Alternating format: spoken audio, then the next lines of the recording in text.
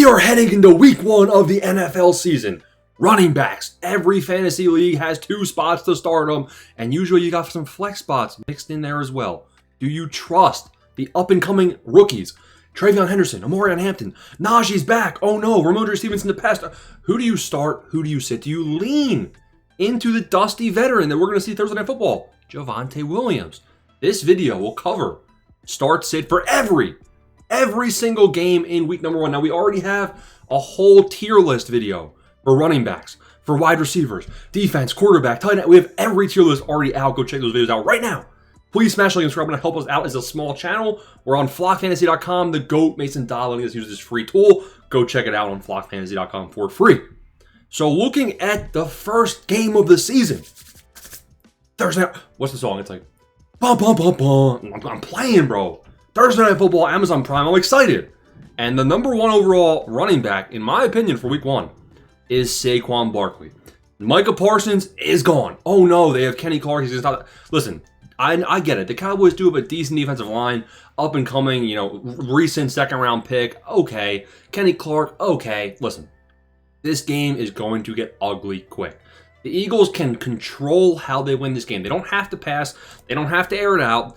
If we look at what Saquon Barkley did to them in 2024, you can see he dropped 19 points there, 9 points there. But look, most recently in week 17, wham, bam, 167 rushing yards.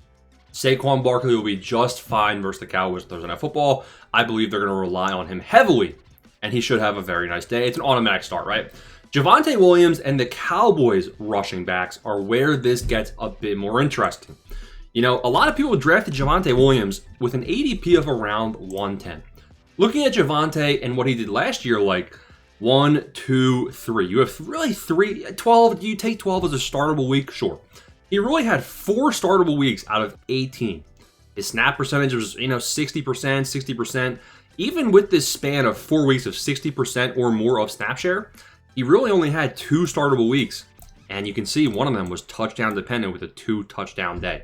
So I'm a little scared here about Javonte. Now, while I'm scared, if Jadon Blue, who is currently questionable, coming off of an ankle sprain, if Jadon Blue is not going to be playing on Thursday Night Football, I think there is a case where if you drafted the worst running back room of all time, if you went 0 RB, I don't mind Javonte Williams. I'll say it. I don't mind him as a play. Now, why don't I hate it? I think the Cowboys will be losing this game. And if we compare Javonte Williams and Miles Sanders, Javonte Williams is more of a receiving back than Miles Sanders is. You can see in 2022, he had 5.5 targets per game and 4 receptions per game. In 2024, he had 3 receptions per game. And if we go and pull up Miles Sanders, this guy has never been a receiving back, about 2 receptions per game over the last 3 years, and he's been completely dust, right? So he's, Javonte, they give him a little bit more pay raise than Miles Sanders, so they're more invested in Javonte, a little bit more. Jadon Blue, if he's healthy, definitely dampens the mood, and I think it's a true committee. I also think that the most likely person to score a touchdown is Javonte Williams. If they get to the red zone, they're going to be playing from behind. Javonte, honestly, is not a terrible person to be putting in if you have a 0 RB team. Keep in mind the Eagles defense and defensive line is one of the best in the league. Game number 2, Friday Night Football. That's right, Friday Night Football. It's free on YouTube. We go to the Chiefs and Chargers. I'll tell you this. This is where get the hammer. Oh, I forgot. I need a prop. I need the prop of a hammer. Isaiah Pacheco. Bam! Start him. He is a must start this week. Why? When he was healthy last season was 2 weeks, the first 2, 16 and 16. When he wasn't healthy, it was bad. He broke his leg. You try playing with a broken leg, right? So when healthy, he's insane. The preseason, he got the touchdown. Kareem Hunt, dusty. He got the first goal line carry, couldn't get in. Pacheco, wham bam, right through the brick wall, and Pacheco scored in the preseason. Pacheco's going to have a lot of volume in this game in Brazil. I like him as a start. You got Omarion Hampton and Najee Harris. I'll tell you what. I get that Najee Harris has been cleared to play and he's going to play. Okay. Maybe Najee gets the goal line carry and that would be really disappointing. Don't start Najee Harris. Do not start him. Just don't. Omarion Hampton, I'm going to be honest. It is a scary start. but I feel like you have no choice. At the price that he has been going at in drafts, you paid a 3rd round pick, maybe even late 2nd, for Marion Hampton. You're going to be starting him every single week. There's going to be growing pains. We'll see if we have that in week 1. Game number 3 is Dolphins and Colts. Not really anything to comment on here besides the fact that we have Achane potentially banged up with a calf. He's going to give it a go, so he should be fine this week to start. Ollie Gordon should be rostered. Jonathan Taylor, automatic start as well. Steelers and Jets. You don't start Caleb Johnson. In fact, Caleb Johnson is currently RB3 behind Kenny G on their depth chart.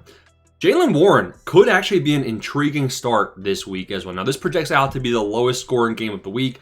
Jets, Steelers, lowest implied point totals. Jaylen Warren has had receiving usage. He's the receiving back, and he's going to be the rushing back apparently as well, especially early on in the season. I think that Jaylen Warren has a very nice floor.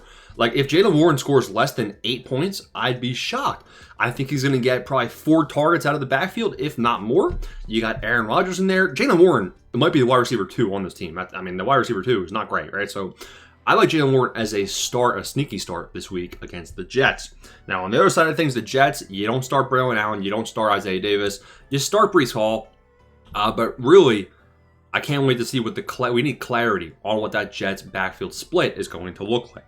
Because if Breece Hall starts losing some snaps to Braylon Allen, and I got some sources. Some sources are telling me that Breece Hall to the Cowboys might not be a far-fetched thing. I can't leak anything, but just keep it in mind.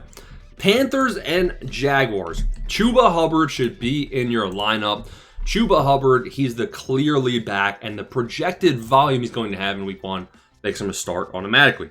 The Jacksonville Jaguars is a little bit different. Do you start Travis Etienne? Do you start Tank Bigsby? No. I would definitely not start any of these guys. Why? I need clarity. I have no idea what approach this new coaching staff is going to have when it comes to their backfield.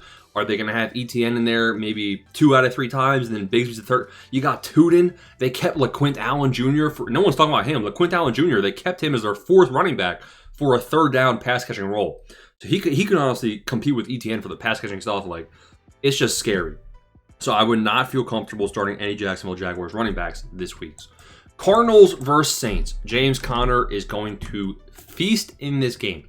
Trey Benson should be rostered, but I will not be starting him this week. James Conner, I mean, the Cardinals are favored by 6 points. They're going to win by more. Trust me on that. Kamara is also a good play every single week. You draft Kamara, you don't care who they're playing. You know the Saints offense is going to be bad. You know Kamara's going to get dumped downs. So Alvin Kamara should be played as well. Giants and Commanders. And this is where things get very, very tricky. This is the most tricky running back matchups of the week. Tyrone Tracy and Cam Scatterbo. Do you start Tyrone Tracy? I do not feel good about it. Tyrone Tracy last year versus Washington. 0.2 points, but he wasn't really playing. Only 20% snap share. He was still, earning his keep. But he did play 72% of the snaps in week number 9. Only put up 8 points. Now, that was with no touchdown. He did have a decent 4 yards per attempt. He had 1 target, not great. And he really started building some steam up later on in the season, the weeks after that, where he started averaging around 15, 16 with touchdown dependency, though. This is really a difficult decision to make. If your team is, bad enough that you need to start Tyrone Tracy, I mean, you can, because he does project out to be the starter. Scatterbo's going to have to earn his rookie stripes. I just don't love the matchup. So, honestly, for me, he's a sit. But if there's any time you're going to start Tyrone Tracy, you can start him this week because he should be projected to have a lot of the carries. Now, with that said, is he great? Like, he's got a decent floor. Ceiling is also all right, I guess. It's just, you probably want 0 RB if you start it. On the Commander side, you don't start Bill. Everybody wants to start Merritt. Don't do it. Merritt is number 4, I think, on their depth chart behind Chris Rodriguez and behind, I don't even know, dude, but he's down on the depth chart. Austin Eckler, RB1. I honestly think Austin Eckler could be a decent starting play. If you need a streaming running back, this could be the guy. The receiving usage alone has me intrigued. I think he could have a goal line role as well. Austin Eckler is not going to be, up at his career average seasons where he averaged 22 points per game. But I do think Austin Eckler could have a solid 13, 14-point week right here in week 1. So definitely an interesting matchup, Giants-Commanders. Buccaneers and Falcons, you start Bucky Irving, you start Bijan. Simple as that. Bengals and Browns, you start Chase Brown. And then the Browns, like, honestly, if surprisingly, you can go in and start Jerome Ford. The last time Jerome Ford played football, week 16, 80% of the snaps, he had 24 points. And that was only on 1 touchdown. He had 5 catches. Not too shabby. He also played the week before at 60%. Basically, Jerome Ford, if he's going to be having 60% of the snaps, which I think 60 plus percent is fair when you have a 4th round rookie as the backup, right? Like they're going to ease Dylan Sampson in. Now, if Judkins plays, that could change everything. Really not too much because Judkins hasn't practiced in the NFL yet. Jerome Ford is a good start this week. Raiders and Patriots. You start Genty, Travion Henderson versus Ramondre Stevenson. Ramondre Stevenson is very, very highly paid. Ramondre Stevenson had like a 70% snap share in the back half of last year. I am very scared about Travion Henderson's usage. I am very scared about his usage. I think Travion Henderson could have a 5-point week. I also think there's a chance that we see Travion Henderson on 1st and 2nd down, and Ramondre is more of like the 3rd down back. I don't know what the Patriots are going to do here. It's a scary start, but it's similar to Hampton. You paid a decent price in your draft, a 3rd or 4th round pick for Travion Henderson. You're probably starting him week 1, although it is scary. Now, if you have to choose between Travion Henderson and Pacheco, I'm still putting Pacheco in the lineup over Henderson, even though I paid more for Henderson. Just keep in mind, I want to see what this Patriots usage looks like. 49ers and Seahawks, you start CMC. It's going to be his best week of the year. Seahawks, you start Kenneth Walker. Keep an eye on what Zach Charbonne's usage is. Titans and Broncos. Tony Pollard, guess what? Tyjae Spears is out for at least 4 weeks. Tony Pollard is going to feast. He's going to have a very high snap share. I think Tony Pollard's an amazing start this week. Although, keep in mind, the Titans matchup is terrible. You're playing with a rookie quarterback. Broncos defense is insane at altitude. It's a bad recipe, but Pollard should be involved. The Broncos, J.K. Dobbins, R.J. Harvey, I would sit both of them. Now, somebody is going to be very, very good. Who? I don't know. Why am I saying someone's going to be good? Again, the defense is going to get the ball from Cam Ward. The Broncos are going to have good field position. One of these running backs is going to smash. If I had to guess, I do think Dobbins probably has a decent day. I honestly think both of them could have decent days here against the Titans. I think it's going to be a dirty, ugly game.